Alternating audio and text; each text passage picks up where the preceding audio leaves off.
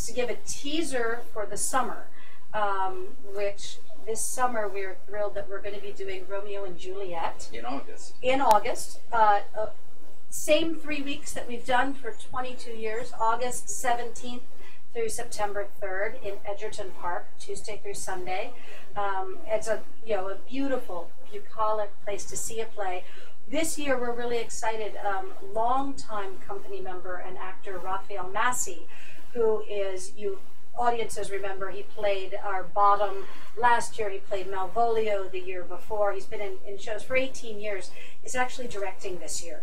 And we chose it very specifically given what some of the challenges in our country are right now. And we chose the play and are looking at it through a lens of race and what happens in a community when reactionary violence is the norm.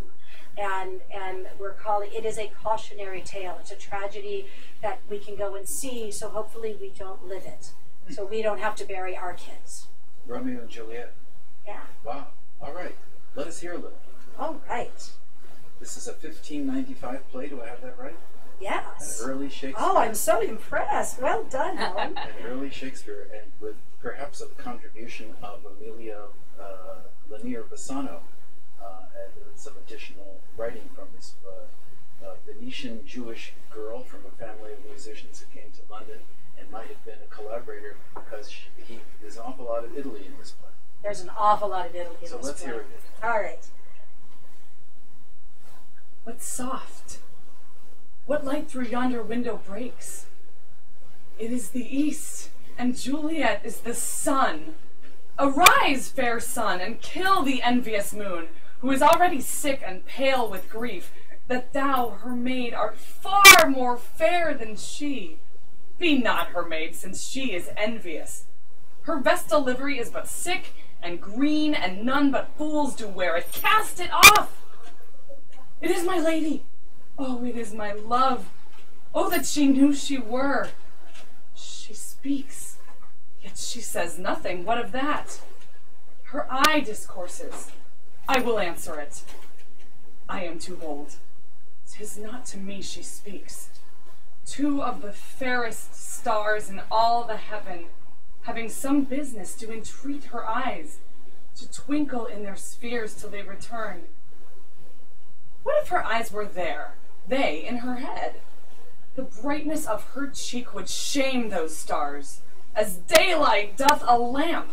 Her eyes in heaven would through the airy region stream so bright that birds would sing and think it were not night.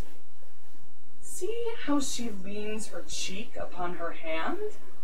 Oh, that I were a glove upon that hand, that I might touch that cheek. Ay me. She speaks. Oh, speak again, bright angel, for thou art as glorious to this night, being o'er my head, as a winged messenger of heaven, unto the white, upturned, wondering eyes of mortals that fall back to gaze on him, when he bestrides the lazy, puffing clouds and sails upon the bosom of the air. Oh, Romeo, Romeo, wherefore art thou, Romeo? Deny thy father, and refuse thy name, or if thou wilt not, be but sworn my love, and I'll no longer be a Capulet. Shall I hear more, or shall I speak at this? 'Tis but thy name that is mine enemy. Thou art thyself, though, not a Montague. What's Montague? It is nor hand, nor foot, nor arm, nor face, nor any other part belonging to a man. Oh, be some other name. What's in a name? That which we call a rose, by any other word, would smell as sweet. So Romeo would, were he not Romeo called, retain that dear perfection he owes without that title. Romeo, doff thy name, and for thy name, which is no part of thee, take all myself. I take thee at thy word. Call me but love, and I'll be new baptized. Henceforth I never will be Romeo. What man art thou that thus bescreened in night so stumblest on my counsel? By a name. I know not how to tell thee who I am. My name, dear saint, is hateful to myself, because it is an enemy to thee. Had I it written, I would tear the word. My ears have not yet drunk 100 words of thy tongue's uttering, yet I know the sound. Art thou not Romeo and a Montague? Neither, fair maid, if either thee dislike. How camest thou hither? Tell me, and wherefore? The orchard walls are high and hard to climb, and the place death, considering who thou art, if any of my kinsmen find thee here. With love's light wings did I o'erperch these walls, for stony limits cannot hold love out. And what love can do, that dares love attempt, therefore thy kinsmen are no stop to me. If they do see thee, they will murder thee.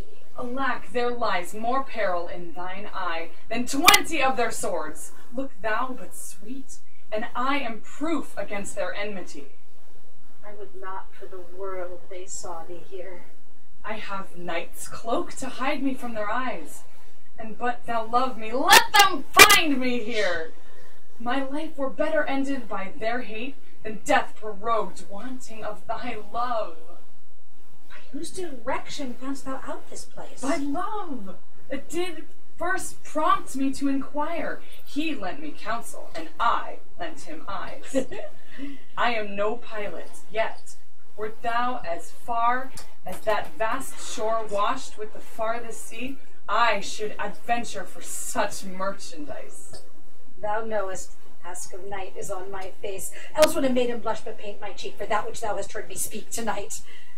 Fain would I dwell on form, fain deny what I have spoke, but farewell compliment, dost thou love me? I know thou wilt say aye, and I will take thy word. Yet if thou swearest, thou mayest prove false. At lovers' perjuries, they say Jove laughs. Oh, gentle Romeo, if thou dost love, pronounce it faithfully. Or if thou thinkst I am too quickly won, I'll frown and be perverse and say thee nay, so thou wilt woo, but else not for the world. In truth, fair Montague, I am too fond, and therefore thou mayest think my behavior light. But trust me, gentlemen, I'll prove more true than those that have more cunning to be strange. I should have been more strange, I must confess. But that thou have rehearsed ere I was ware my true love's passion, therefore pardon me, and not impute this yielding to light love, which the dark night hath so discovered. Lady, by yonder blessed moon I vow that tips with silver all these fruit.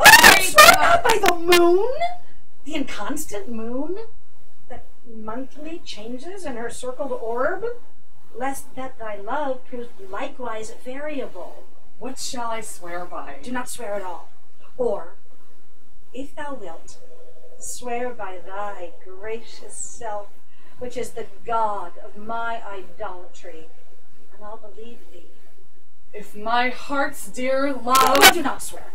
Although I joy in thee, I have no joy in this contract tonight. It is too rash, too unadvised, too sudden, too like the lightning, which doth cease to be ere one can say it light and sweet, good night. This bud of love, by summer's ripening breath, may prove a beauteous flower when next we meet. Good night. Good night. As sweet repose and rest come to thy heart as that within thy breast. Oh, wilt thou leave me so unsatisfied? What satisfaction canst thou have tonight? The exchange of thy love's faithful vow for mine.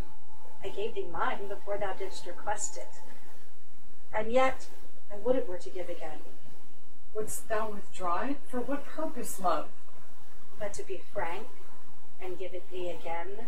And yet I wish but for the thing I have. My bounty is as boundless as the sea. My love as deep. The more I give to thee, the more I have, for both are infinite. And then the nurse calls, and Wow. we go on. Arise New Haven in support Elm Shakespeare Company. That was wonderful. Thank you.